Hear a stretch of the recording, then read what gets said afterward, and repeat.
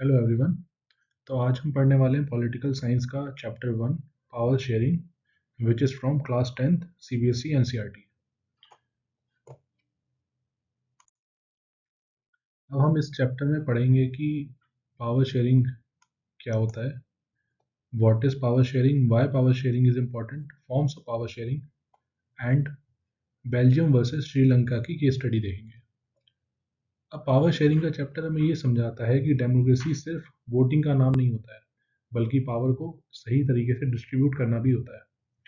तो हम इस चैप्टर में देखेंगे कि जब पावर शेयर की जाती है तो कंट्री स्टेबल रहती है, और जब पावर कंसंट्रेट होती है तो कॉन्फ्लिक्ट पैदा होता है।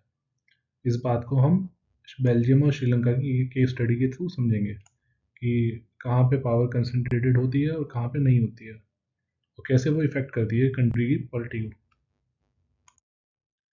अब हम समझते हैं कि पावर शेयरिंग का मतलब क्या होता है। पावर शेयरिंग का मतलब होता है कि गवर्नमेंट की पावर को डिफरेंट ऑर्गन्स, लेबल्स और सोशल ग्रुप्स के बीच को डिवाइड कर देना। डेमोक्रेसी में पावर सिर्फ एक पर्सन या एक ग्रुप के पास नहीं होती है। जब पावर शेयर की जाती है तो मिसयूज ऑफ अथॉरिटी रोका जा सकता है और सिस्टम बैलेंस रहता है। In democracy power should not be concentrated in one person or group. Sharing power prevents misuse of authority. अब हम इसमें देखते हैं, बेल्जियम का बैकग्राउंड देखते हैं और बेल्जियम का जो कि स्टडी है हम वो देखते हैं। अब बेल्जियम एक यूरोपियन कंट्री है और ये फेडरल सिस्टम फॉलो करता है। फेडरल सिस्टम का क्या मतलब होता है कि यहाँ पावर सिर्फ सेंटर के पास नहीं होती है बल्कि स्टेट्स के पास भी होती है।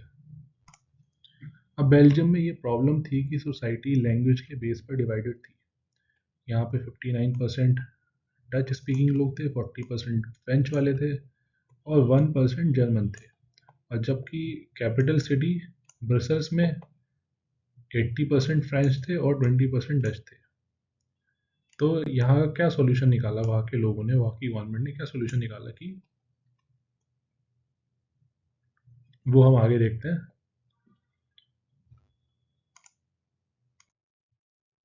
तो बेल्जियम की जो लीडर्स थे उन्होंने क्या सॉल्यूशन निकाला इसका, तो वहाँ पे एक ऐसा पावर शेयरिंग मॉडल बनाया जिससे कि सबका फ़ायदा हो और वहाँ पे कॉन्फ्लिक्ट्स ना हो। तो वहाँ के जो लीडर्स हैं उन्होंने समझा कि अगर पावर सिर्फ सेंटर के पास रखी गई तो लिंग्विस्टिक कॉन्फ्लिक्ट बढ़ जाएगा, मतलब अदर अदर जो डिफरेंट लैंग्वेज वाले लोग हैं, डच, फ्रेंच, तो वो आपस में लड़ेंगे और कॉन्फ्लिक्ट पैदा होगा। तो इसलिए बेल्जियम में 3 लेवल की गवर्नमेंट का सिस्टम डेवलप किया गया। सेंट्रल लेवल पर डच और फ्रेंच मिनिस्टर को इक्वल पावर दी गई। स्टेट गवर्नमेंट्स को स्ट्रॉन्ग पावर दी गई ताकि रीजनल प्रॉब्लम्स वहीं सॉल्व हो सकें और सेंटर तक ना आए। और जो ब्रसल्स है, जो कि इनकी कैपिटल सिटी है, वहाँ पे एक सेपरेट गवर्नमेंट बनाई गई, क्योंकि ये दोनों लैंग्वेज ग्रुप्स के लिए इंपॉर्टेंट सिटी थी, क्योंकि ये कैपिटल है ऑब्वियसली तो इंपॉर्टेंट होगी। और लैंग्वेज और कल्चर जैसे सेंसिटिव मैटर्स के लिए एक कम्युनिटी गवर्नमेंट बनाई गई। इस सिस्टम की वजह से जो बेल्जियम है वहाँ पे पावर प्रॉपरली शेयर हो पाई लोगों में। तो ऑब्वियसली वहाँ पे अगर सही से पावर शेयर होगी, सही से लोगों में कॉन्फ्लिक्ट नहीं होगा, तो वहाँ पे कंट्री अच्छा प्रॉस्पर करेगी, अच्छी ग्रोथ होगी कंट्री में। अब हम श्रीलंका का देखते हैं कि श्रीलंका में क्या हुआ था। अब श्रीलंका हमारी नेबरिंग कंट्री है, राइट। तो श्रीलंका में जो सिस्टम फॉलो होता है वो यूनिटरी सिस्टम फॉलो होता है। यूनिटरी सिस्टम का मतलब होता है कि मैक्सिमम पावर सेंटर के पास है, जो सेंट्रल गवर्नमेंट है उसके पास मैक्सिमम पावर है। अब श्रीलंका में भी पॉपुलेशन डिवाइडेड थी, जैसे कि हम देख पा रहे हैं कि सिन्हाला लोग 74%, तमिल वाले 18%, ठीक है। सिन्हालास मेजोरिटी में है। तो सिन्हालास मेजोरिटी में थे और पॉलिटिकल पावर उनके पास थी, तो यहाँ पे जो सिस्टम फॉलो हो रहा था वो मेजोरिटी वाला था।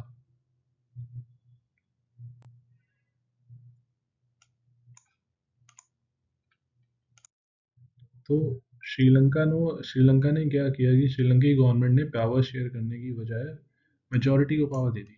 अब मेजोरिटी को पावर दे दी तो क्या हुआ, जो सिन्हाला थे उनकी जो सिन्हाला लैंग्वेज है उनको ऑफिशियल लैंग्वेज बना दिया, ठीक है। उनको प्रेफरेंशियल ट्रीटमेंट दी गई और सिनालीस लोगों को जॉब और एजुकेशन में प्रेफरेंस दी गई। जो बुद्धिज़्म फॉलो करते हैं, सिनाली लोग बुद्धिज़्म फॉलो करते हैं, तो बुद्धिज़्म को स्पेशल स्टेटस दिया गया। इस वजह से क्या हुआ, जो तमिल लोग थे उनको लगा कि उनके साथ डिस्क्रिमिनेशन हो रहा है, उनकी आइडेंटिटी को ठेस पहुंची। ठीक है। अब ऑब्वियसली जब इतनी कॉन्फ्लिक्ट हो गई तो क्या हुआ, श्रीलंका में क्या रिजल्ट हुआ इस चीज़ का, पावर शेयरिंग ना होने का रिजल्ट डेंजरस निकला। कैसे निकला, तमिल जो श्रीलंकन तमिल थे उन्होंने प्रोटेस्ट करी। ठीक है। और एक अलग स्टेट की डिमांड करी, तमिल ईलम स्टेट की। ईलम मतलब स्टेट ही होता है, तो एक तमिल स्टेट की उन्होंने डिमांड करी। अब ये धीरे धीरे ये जो कॉन्फ्लिक्ट थी बढ़ती गई और इससे सिविल वॉर हो गई। अब इस सिविल वॉर में हज़ारों लोग मारे गए और श्रीलंका इकोनॉमिकली वीक हो गया क्योंकि लड़ाई चलती रही वहाँ पे सालों तक। तो अगर ये बेल्जियम मॉडल को फॉलो करते श्रीलंका वाले तो वहाँ पे ऐसा कुछ नहीं होता, वहाँ पे भी प्रॉपर पावर का डिवाइड होता और कोई कॉन्फ्लिक्ट नहीं होता, और जो कंट्री में इतने लोग मरे या फिर वो इकोनॉमिकली डैमेज हुई वो नहीं होती। तो यही रिजल्ट है कि अगर सही से पावर शेयरिंग की जाएगी उसका और नहीं की जाएगी तो उसका। अब हम समझते हैं कि why power sharing is important. जैसे कि ये फोटो दे रखी है कि भाई वॉर और पीस, तो वॉर और पीस में इतना ही अंतर है कि अगर सही से पावर शेयरिंग की जाएगी तो भाई वो पीस रहेगा और नहीं की जाएगी तो वॉर होगी।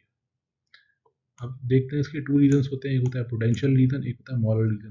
पोटेंशियल का मतलब है प्रैक्टिकल बेनिफिट, कि अगर प्रैक्टिकली भाई देखी जाए चीज़ों को तो क्या बेनिफिट होगा। प्रैक्टिकल यही होता है बेनिफिट कि सोशल कॉन्फ्लिक्ट नहीं होंगे, कंट्री में पॉलिटिकल स्टेबिलिटी बनी रहेगी और कंट्री ब्रेक होने से बच जाएगी। कोई भी लोग वहाँ के अलग से स्टेट नहीं मांगेंगे अपना, तो कंट्री ब्रेक नहीं होगी। वही हम अगर पावर शेयरिंग में सोशल कॉन्फ्लिक्ट, जैसे कि मैंने बताया, पॉलिटिकल स्टेबिलिटी मेंटेन रहेगी और नेशन यूनाइटेड रहेगा। ठीक है। 31 अक्टूबर को हमारा नेशनल यूनिटी डे होता है। ओके।